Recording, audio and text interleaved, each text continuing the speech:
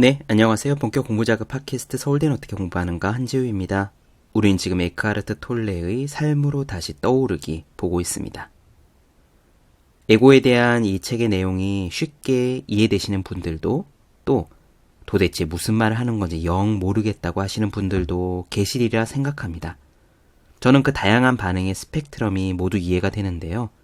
왜냐하면 20살 초반 무렵부터 법학 전공 서적이나 인문학 서적 못지않게 영성과 명상 쪽 책들을 틈틈이 읽어오면서 저도 그런 경험을 똑같이 해보았기 때문입니다. 처음에 제가 도덕경이니 오쇼 라즈니시니 달라이 라마니 하는 책들을 읽었을 때는 뭔가 있긴 있는 것 같은데 굉장히 뜬구름 잡는 말이라는 인상이 강했어요. 그래서 한참 손에서 놓기도 했죠. 그런데 고시 생활, 군대 생활, 가게, 회사 생활을 하면서 몇 년 단위로 다시 열어볼 때마다 확실히 이해가 조금씩 깊어지는 것을 느꼈습니다. 아, 이게 이런 얘기구나 라는 거를. 아, 이 사람이 하는 말과 저 사람이 하는 말이 같은 거구나 라는 거를 알기 시작했어요. 만약 톨레의 이 내용이 영 이해가 안 된다라고 하시는 분들께서도요, 이런 생각은 드시지 않을까라고 예측을 합니다. 뭔가 있긴 있는 것 같다. 뭔가 맞는 말이 언뜻 있는 듯도 싶다. 그런 느낌이 드신다면 이 이야기를 그냥 가랑비에 옷 젖듯 들어보시고 읽어보셨으면 합니다. 급하진 않아요. 지금 들으실 수도 있고 몇 년 후에 들으실 수도 있죠.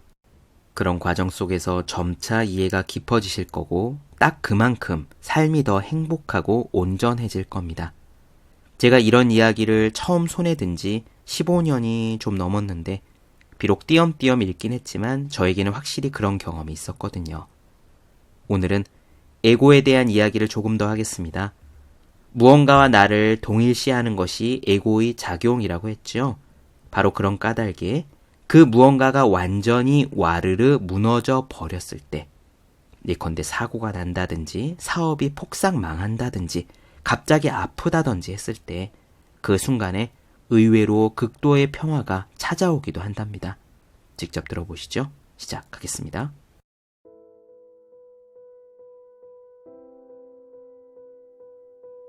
에고는 소유물과 자신을 동일시하지만 에고가 주는 만족은 깊이가 얕고 수명이 짧다. 내면에는 뿌리 깊은 불만족과 불완전한 느낌, 아직 충분하지 않다라는 느낌이 숨어있다. 에고가 나는 아직 충분히 갖고 있지 않다라고 말하는 것은 나는 아직 충분히 존재하지 않는다라고 말하는 것이다. 무엇인가를 갖는다는 것, 즉 소유의 개념은 에고가 자신에게 견고함과 영속성을 부여해서 자신을 돋보이게 하고 특별한 존재가 되기 위해 만든 일종의 허구다. 그러나 소유를 통해 자신을 발견하는 것은 불가능하기 때문에 그 깊은 내면에는 또 다른 더 강한 충동이 있다. 더 많이를 향한 욕구가 그것이며 우리는 그것을 욕망이라고 부를 수도 있다. 어떤 에고도 더 많이를 향한 욕망 없이는 오랜 기간을 지낼 수가 없다. 따라서 소유가 주는 얕은 만족감은 언제나 더 많이 원하는 욕망으로 대치된다. 더 많이 바라는, 다시 말해 동일화될 수 있는 더 많은 것을 원하는 심리적인 욕구다.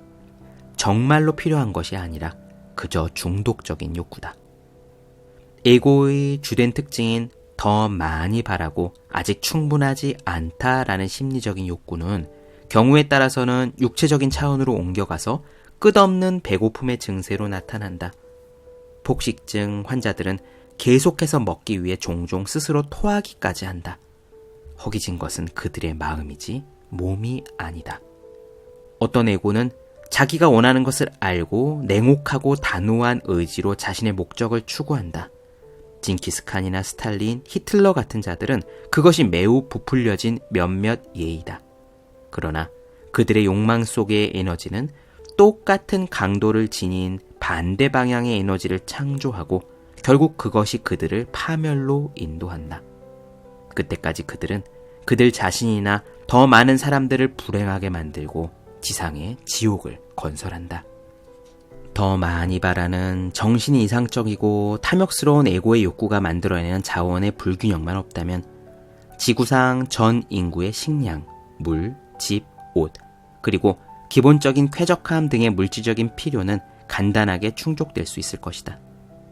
에고의 탐욕은 세계 경제 구조에, 예를 들면 더 많이 갖기 위해 서로 싸우는 에고체인 대기업 등에 집단적으로 나타나 있다.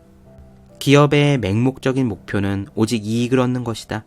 그들은 다른 것과의 균형을 신경 쓰지 않고 무자비하게 그 목표를 추구한다. 자연도, 동물도, 인간도, 심지어 회사의 사원마저도 기업에게는 회계장부의 숫자에 지나지 않는다. 나의 것, 더 많이 원한다, 필요하다, 어떻게든 가져야 한다, 아직 충분하지 않다라는 등의 생각 형태는 에고의 내용물이 아니라 에고의 구조에 속한 문제다.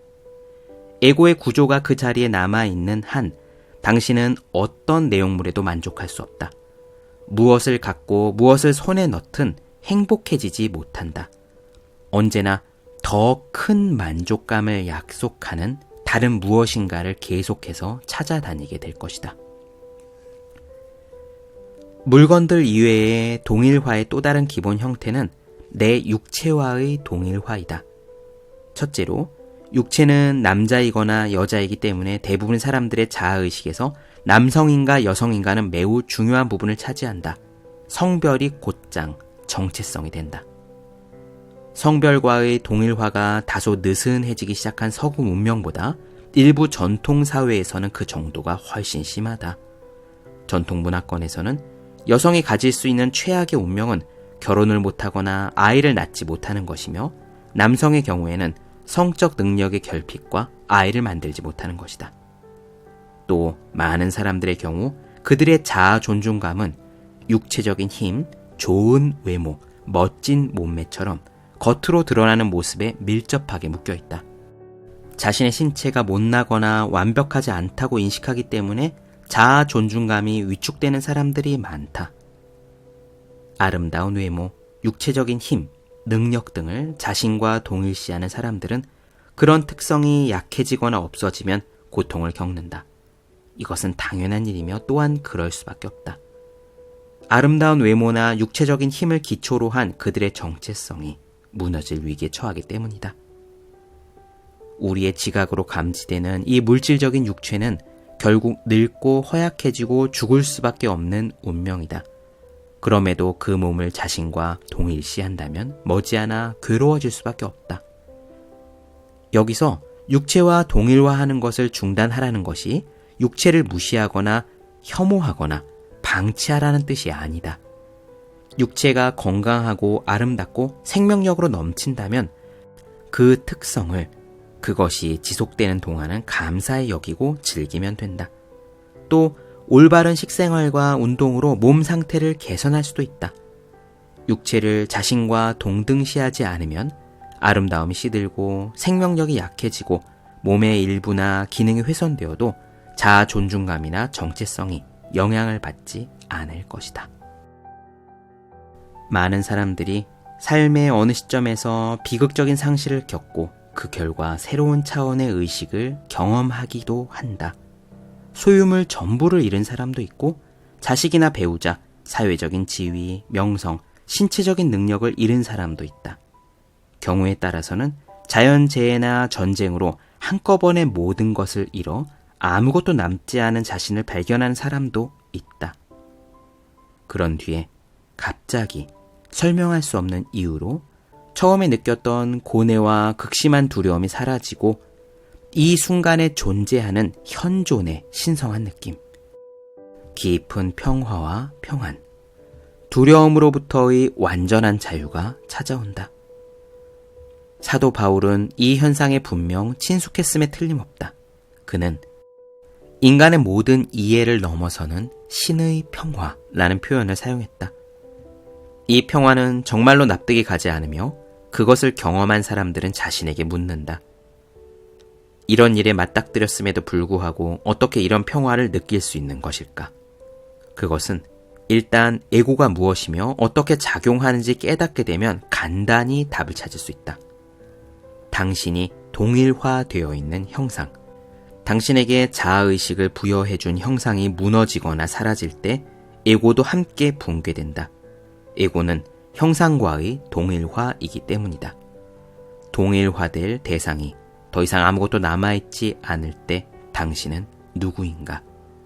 당신은 자신의 진정한 정체성을, 형상을 초월한 것으로서, 만물에 편재한 현존으로서, 모든 형상과 모든 동일화 이전에 있는 순수한 있음으로서 자각하게 된다. 당신의 진정한 정체성은 지금까지 의식이 동일화되어 온 그것들이 아니라 의식 그 자체임을 깨닫게 되는 것이다. 그것이 바로 신의 평화다. 당신 존재의 궁극적인 진리는 나는 이것이다, 나는 저것이다 같은 것이 아니라 나는 있다, 나는 존재한다, 이다.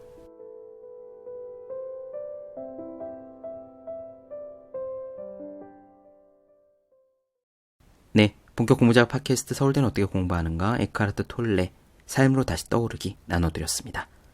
더 많은 이야기가 궁금하신 분들은 제 유튜브 채널 제우의 서재, 네이버 블로그 생의 즐거운 편지, 카카오 브런치 한주의 브런치, 인스타그램 해시태그 제우의 서재 검색해주시면 좋겠습니다. 또 해야 하는 일과 하고 싶은 일 사이에서 고민하며 쓴 첫 번째 에세이 노력이라 쓰고 버티기라 읽는 공부하시는 모든 분들을 위해 어떻게 공부하는 게 효과적인지 설명한 혼자는 공부의 정석, 책상에 올려두기만 해도 공부하고 싶어지는 365 혼공 캘린더, 아직 읽지 않으셨다면 꼭 한번 읽어보셨으면 좋겠습니다. 그럼 오늘 여기까지 할게요. 전 다음 시간에 뵙겠습니다. 여러분 모두 열심히 공부하십시오. 저도 열심히 하겠습니다.